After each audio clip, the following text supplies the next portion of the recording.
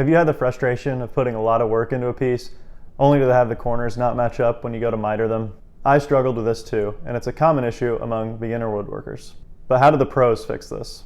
Well, if you're like me, I'm using a job site table saw and miter saw. While both are great and helpful, they have some issues cutting precise angles. Particularly with a table saw, the gauge they use to measure just isn't that precise.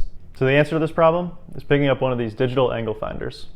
The one I previously owned recently just stopped working, so I picked this one up off Amazon. Link is in the description if you want to pick one up for yourself. So let's open it up. Okay, inside we got some batteries, screwdriver, and the actual gauge itself.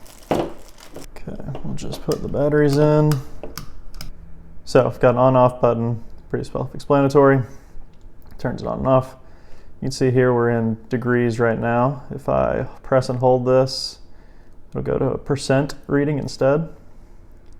And then if I just tap it, it'll actually hold that value. So you don't have to write it down, you can just remember it.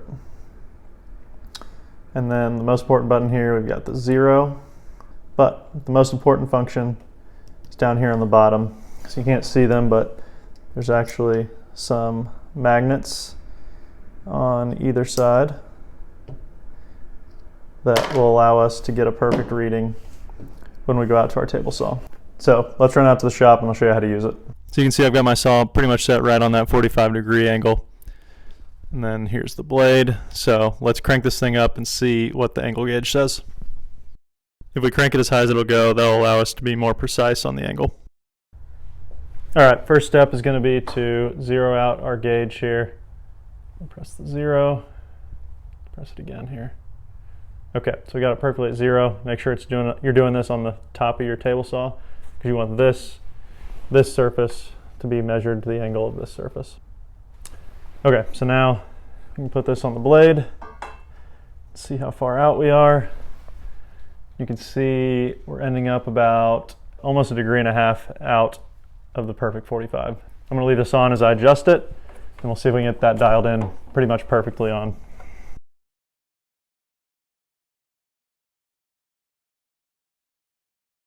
All right, that is about as perfect as I can get it. So let's move on to the next phase here and test a couple of blocks of wood.